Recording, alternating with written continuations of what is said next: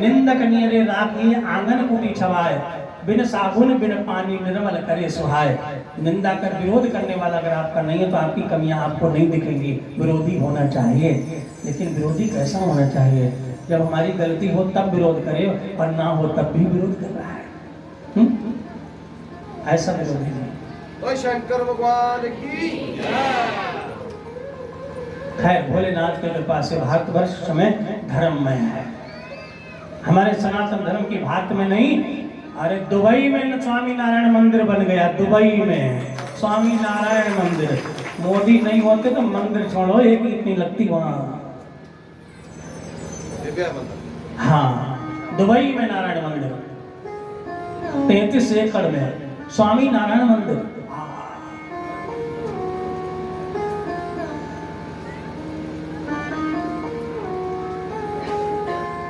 धर्म की रक्षा हमारे सनातन की जो हुई थी वो पंजाब से ही प्रारंभ हुई थी। अगर ये गुरुद्वारा नहीं होता तो हम मंदिर का दर्शन भी नहीं कर पाते। गुरुद्वारे के बहाने धर्म को बचाया गया। हम मंदिर का दर्शन, सब मंदिर तोड़ दिए थे सब।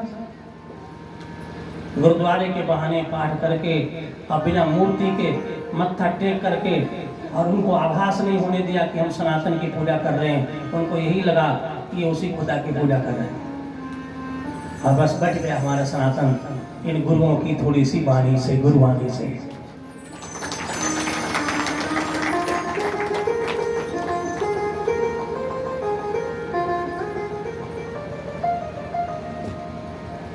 दाढ़ी रखने का शौक नहीं था,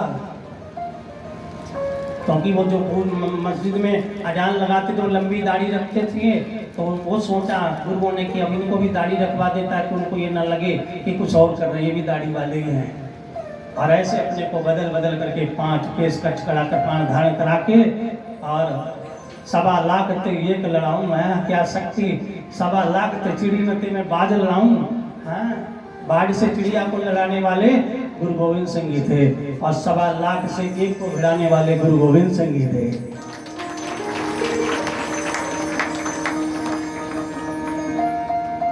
तो आपको जितना सुनाया जा रहा है इस पुराण में है। जैसे किसी की नौकरी नहीं लग रही, उसके लिए मैंने जो मंत्र बताया आप करिए, आपको लाभ होगा। 1 नंबर 2 नंबर से कभी भी आपकी नौकरी रहेगी नहीं। हाँ, ये मंत्र का जाप प्रतिदिन कीजिए, और 5 मंत्र अपने घर में लिखिए अवश्य। उनकी शक्ति आपको मिलेगी। और कुछ काम ऐसे हैं जो आप कर लीजिए, जैसे घर में दक्षिण की दिशा में कभी भी शीशा ना लगाए अपने घर में। दक्षिण की दीवार, दक्षिण जानते हैं, टूटा हुआ शीशा कभी नहीं घर में रखना चाहिए।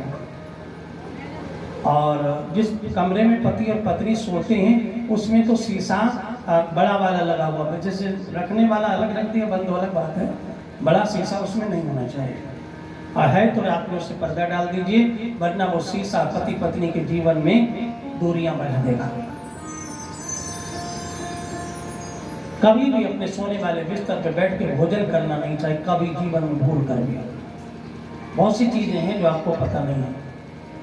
कोशिश करो कि आपके सोने वाले कमरे वो नहीं, वो समाधि का स्थान है आपका। भले ही आप गृहस्थ धर्म में हैं तो आप धर्मात्मा तो ही गृहस्थ धर्म में, सबसे बड़ा धर्म गृहस्थ धर्म है। जैसे संतों का आसन होता है वैसे आपका भी आसन है, आपके भी कमरा है। मेहमान कोई कितना अच्छा क्यों न आ जाए, बस ये मत कहिए जूते पहन के अंदर चले आइए। कई लोग अरे आइए कोई बात नहीं है, बात बाहर का कोई व्यक्ति आए उसको जूते अपने कमरे से बाहर करवाइए। देखिए तो चमत्कार उसका। अपने सोने वाले बिस्तर के नीचे जूते चप्पल कभी ना रखें। कई लोग क्या करते हैं, आए और वहीं नीचे सटा के रख दें। इससे भी बड़ा असर पड़ता है आपकी जिंदगी में। पैसा है घर में, धन है, जमीन है, मकान है, लेकिन सुख और शांति चली जाती है। पहले के संत महात्मा खड़ाऊ क्यों पहनते थे? लकड़ी की खड़ाऊ पहनते थे, क्योंकि लकड़ी की खड़ाऊ एक ऐसी है जिसमें शनि का दोष नहीं लगता। बाकी अगर आपके कमरे में कोई जूते चप्पल पहन के गया है तो आपके उस कमरे को शनि का दोष लग जाता है।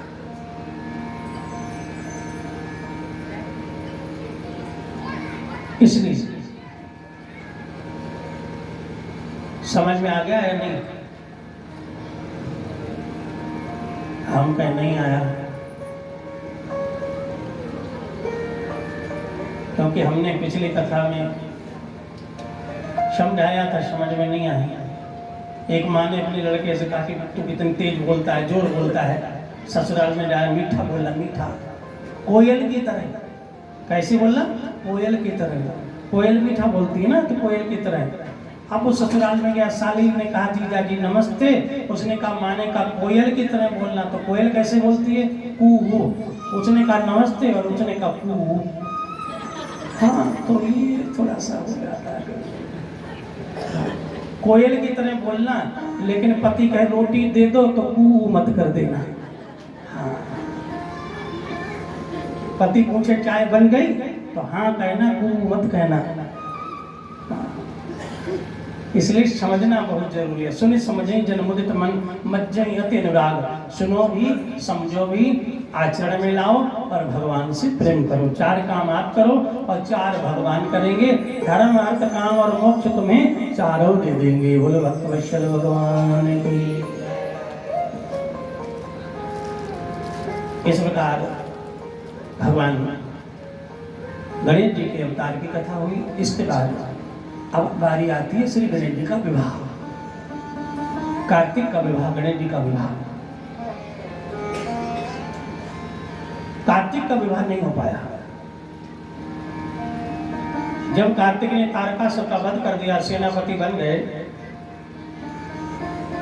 इधर भगवान गणेश भी 16 वर्ष के हो गए।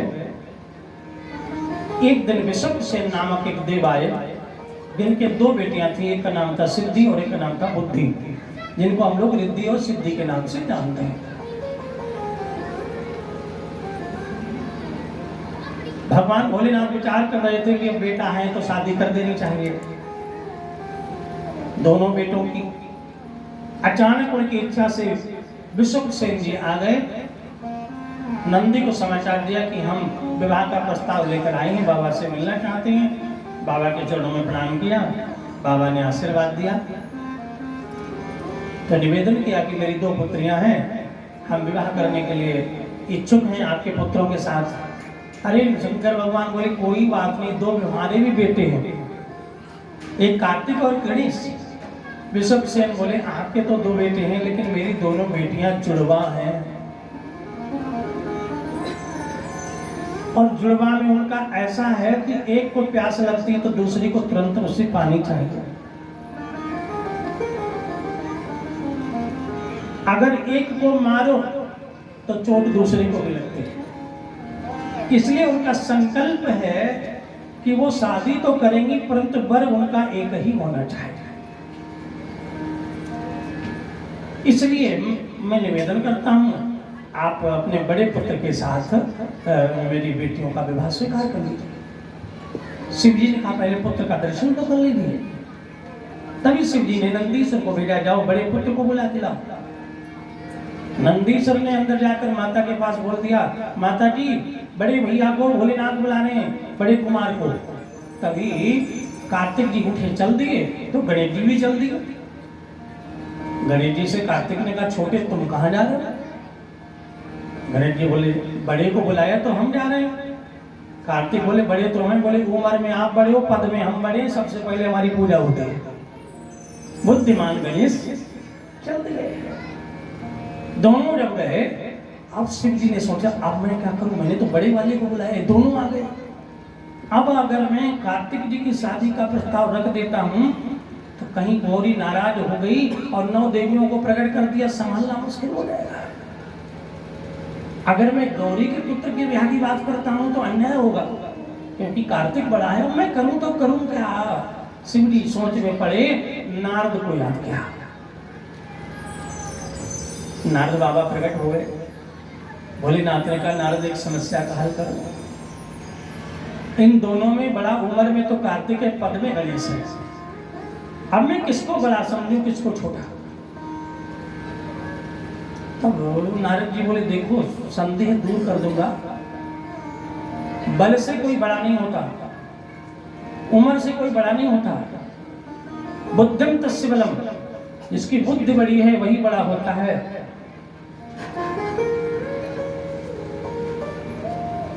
कई बार कम वजन वाला व्यक्ति भी, विकलांग व्यक्ति भी डीएम के पद पे स्वीकार हो जाता है, पहुंच जाता है बुद्धि के बल पर, और बहुत हट्टा कट्टा व्यक्ति फेल हो जाता है। तो बुद्धिम तस्य बलम, बुद्धि की परीक्षा कर लो। तो बुद्धि की परीक्षा कैसे करें? नारद जी ने कान में बता दिया, पृथ्वी पर जितने तीर्थ हैं उन सब तीर्थों की परिक्रमा करके, पूरी परिक्रमा धरती की करके, जो पहले आ जाए वो बड़ा, उसी के साथ ही कर लो। शिव जी बोले ठीक है। कभी शिव जी ने कहा सुनो, मैंने तुम दोनों को इसलिए बुलाया है, विवाह करना चाहता हूं, इनकी 2 बेटियां हैं, लेकिन विवाह पहले उसी का होगा जो पृथ्वी के सारे चक्कर लगा करके और लौट के आ जाएगा, तीर्थ करके, सारे तीर्थ जितने भी हैं वहां जाना है और परिक्रमा धरती की करनी है। तभी कार्तिक मुस्कुराए, क्योंकि उनके पास जो वाहन है स्पीडर है, उसका नाम मयूर है। कार्तिक के वाहन की नाम है मयूर। मयूर माने मोर, मोर की सवारी। और गणेश जी की सवारी चूहा। एक तो चूहा, दूसरे उसकी स्पीड भी है नहीं। मयूर एक बार पंख मार देता है तो ये प्रयोजन माने 4 कोस चला जाता है, और 4 को जो चूहा को जाने के लिए 14 लाख बार पैर चलाने पड़ेंगे। तभी मुस्कुराए कार्तिक को, विवाह की जल्दी में गलती कर गए। बोले पिताजी हमें स्वीकार है। स्वीकार तो ठीक, जाइए। कार्तिक जी चले गए और शादी के चक्कर में माता पिता को प्रणाम करना ही भूल गए। माता पिता को प्रणाम करके जाए, चले गए। अब गणेश जी दौड़े तो हाँप के बैठ गए, क्योंकि चलने में थोड़ी प्रॉब्लम इसलिए हो रही थी, वो सूंड जो है वो लटक रही थी। गणेश जी थोड़ी दूर जाके आगे रोने लगे और माँ गौरी को पुकारा। माँ गौरी बेटा क्या हुआ? बोले आज मैं हार गया, पूरी धरती की परिक्रमा करनी थी, शादी करनी थी मुझे। माने का निराश क्यों होता है? जा गुरुदेव की शरण में जा, तेरे सब काम बन जाएंगे। क्यों? गुरु सत मार्ग बतलाए, कोई बिरला ही वहाँ जाए। गुरु सत मार्ग बतलाए, कोई बिरला ही वहाँ जाए। गुरु सत मार्ग बतलाए, कोई बिरला ही वही जाए। गुरु सत मार्ग बतलाए, कोई बिरला ही वहाँ जाए। गुरु सत मार्ग बतलाए, कोई बिरला ही वहाँ जाए। गुरु सत मार्ग बतलाए, कोई बिरला ही वहाँ जाए।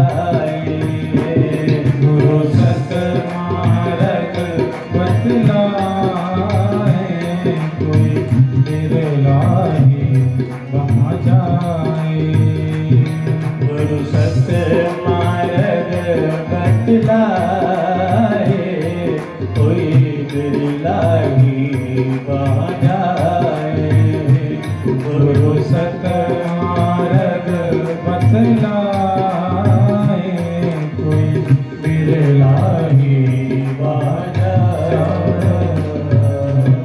बोलो गुरुदेव भगवान की जय। नारद को याद किया, नारद जी प्रकट हुए। नारद ने कहा बोलो क्या बात है बेटा, आप मेरे गुरुदेव बन जाओ, बिना गुरु के कल्याण मेरा नहीं हो पा रहा है। नारद ने कहा ठीक है, मैं तुम्हें गुरु मंत्र देता हूं। पर गुरु जो है जरा से मंत्र में उपाय बता के तुमरो मंत्र विभीषण माना लंक के सब शब्द जाना, गुरु का मंत्र इतना काम करता है। तब अपना दुख बताया गुरु जी को। तो मैंने पहले भी कहा कि गुरु ऐसे बनाने चाहिए जब कभी कोई बात हो, विपत्ति मुसीबत, तो गुरुदेव से कह सके। अब गुरु ऐसे बना लिए कि हो सकता है किसी की जिंदगी में भी बात ना हो पाए। ये जो 2 करोड़ 1 करोड़ देता है उनके तो खैर नंबर लिखे होते हैं वहाँ, 1500 वाले के वहाँ नंबर नहीं होते, ना आपकी बात हो पाएगी। ऐसे गुरु से हमें क्या लाभ। हमारा गुरु ऐसा होना चाहिए जैसे राजा दशरथ के जब संतान नहीं हुई तो क्या किया, गुरु रह गए तुरंत मही पाला, चरण लाग करे विनय विशाला। गुरु के घर गए, गुरुदेव बड़ी परेशानी, बेटा नहीं है कोई। तो गुरु जी ने कहा चिंता मत करो, धरो धीर हो, यही सुचारी उपाय करूंगा, तुम्हारे 4 बेटा होंगे। गुरुदेव ऐसे होने चाहिए, तो अपने दिल की बात उनसे कर सको। हरिओम। तभी गणेश जी ने कहा कि मुझे परिक्रमा करनी है सारे तीर्थों की, पृथ्वी की। अब मैं कैसे करूं, मेरा भाई तो मोर पर चढ़कर चला गया है। नारद जी ने कहा ये मंत्र जाप करो गुरु का। और रही परिक्रमा की बात, तो ओंकार बिंदु संयुक्तम नित्यम ध्यायन्ति योगिनाम।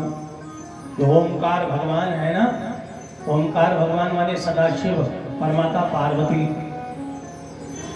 ये संसार जो है ये सब इनमें समाया हुआ है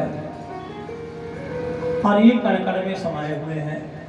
यदि आप इनकी परिक्रमा कर लोगे तो सब तीर्थों की परिक्रमा अपने आप हो जाएगी। क्यों?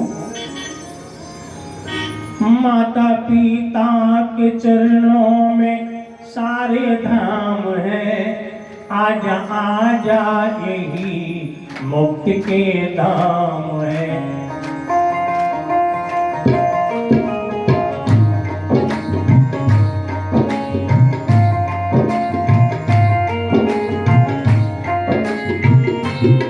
माता पिता के चरणों में सारे धाम है, आजा आजा यही मुक्ति के नाम है।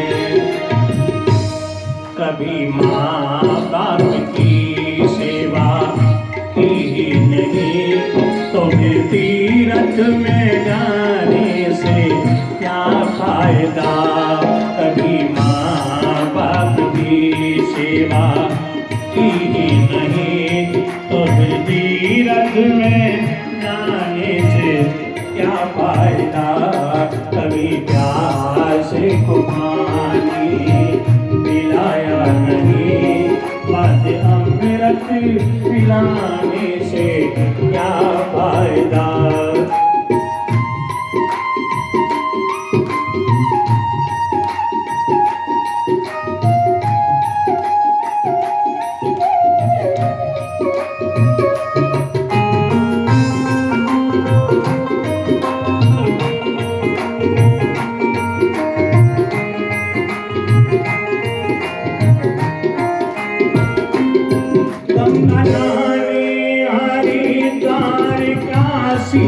गया गंगा नहाते हुए एक ख्याल आ गया।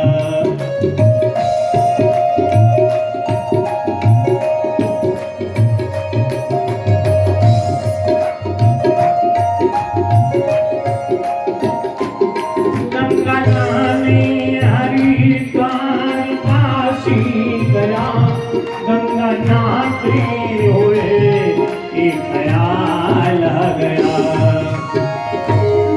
तन को धोया मगर मन को धोया नहीं तो गंगा नहाने से क्या फायदा, कभी प्यासे को पानी पिलाया नहीं, बाद अमृत पिलाने से क्या फायदा, कभी गिरते हुए को उठाया नहीं, बाद आंसू बहाने से क्या फायदा, बाद आंसू बहाने के क्या फायदा।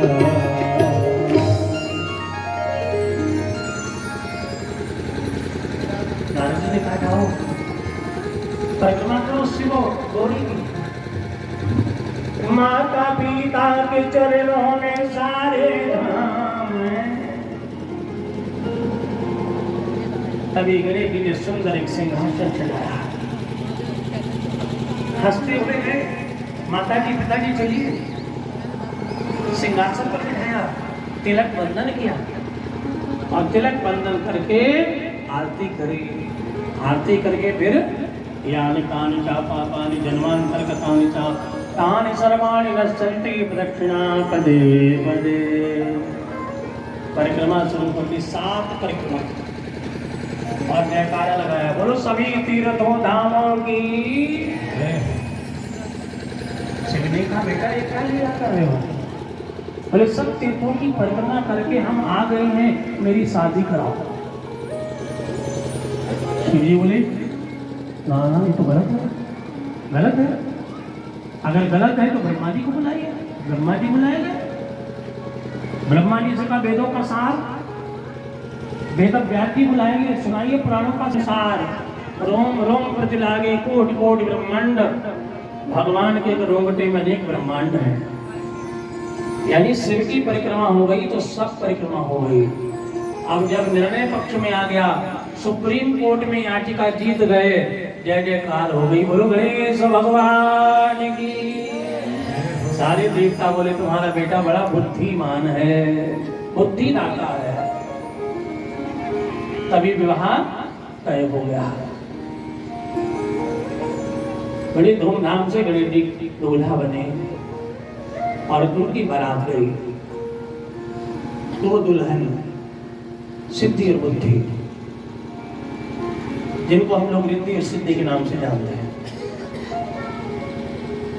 शादी होकर कैलाश पर आ गए। धीरे धीरे समय बीता, दोनों के एक एक पुत्र ने जन्म लिया। एक का नाम था सु और दूसरे का नाम था लाभ। दोनों बड़े सुंदर दिव्य बालक, गोरे गोरे अच्छे अच्छे बुढ़े जैसे। इधर 7 वर्ष बीत गए, तब कार्तिक परिक्रमा करके लौटे तो नंदी के एक कंधे पे शुभ और एक लाभ बैठे गुड्डा जैसे बढ़िया बालक। कार्तिक को प्रणाम किया नंदी ने, कुमार आप सेनापति, आपको प्रणाम। बोले प्रणाम तो है, लेकिन यहाँ कैलाश पर तो भूत चुड़ैल देखने को मिलते हैं, इतने दिव्य सुंदर बालक ही कहाँ से ले आए हो? नंदी बोले भैया बधाई हो, ताऊजी बन गए। ताऊजी बन गए मतलब? बोलिए विनायक के पुत्र हैं, गणेश जी के पुत्र हैं। अच्छा गणेश जी की शादी होगी? बोले हाँ। परिक्रमा करके आ गए? बोले परिक्रमा करने नहीं गए। बोले फिर हमें भेजा गया? बोले जाने को तो वो भी थे, लेकिन उन्होंने गुरु बनाए और गुरु ने उनको मंत्र दे दिया और गुरु मंत्र ऐसा काम कर गया कि उन्होंने माता पिता की परिक्रमा कर ली।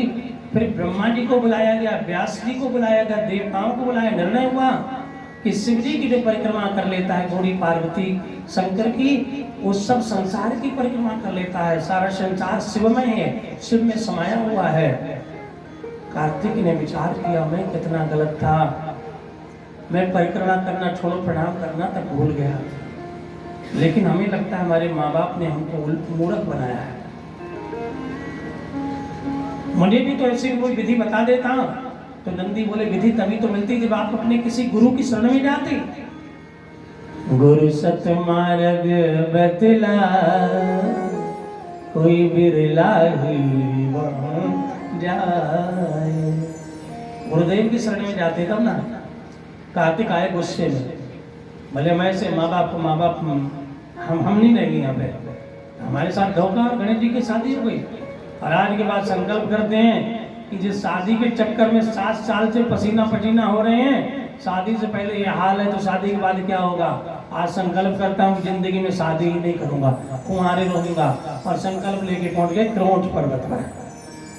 वहीं उन्होंने जब शिव जी की याद आई थी तो शिवलिंग बना के पूजन किया था, और शिव पार्वती को याद आई थी तो शिव अर्जुन बन के जाते थे और पार्वती मल्लिका बन करके जाती थी। और एक दिन दोनों का दर्शन का इरादा हुआ, दोनों एक साथ प्रकट हुए, तब पता चला ये मेरे माता पिता हैं। उसी शिवलिंग में समाहित हो गए, उसका नाम रखा गया मल्लिकार्जुन। बोलो मल्लिकार्जुन भगवान की। श्रीशैल पर्वत पर है, श्रीशैल है मल्लिकार्जुन, 12 ज्योतिर्लिंग में है। इस प्रकार गणेश जी के विवाह की कथा के बाद ये जब ये भोग वाली प्लेट आती है ना, तो हमको पता लग जाता है कि लोग कथा बंद करवाने के चक्कर में आते हैं। जैसे ही आता है इधर तो मुझे लगता है बंद कराने का आदेश हो गया, ऐसा ही है ना। आइए, थोड़ा समय और है, मात्र 15 मिनट का है केवल। एक और कथा श्रवण कर लेते हैं। केले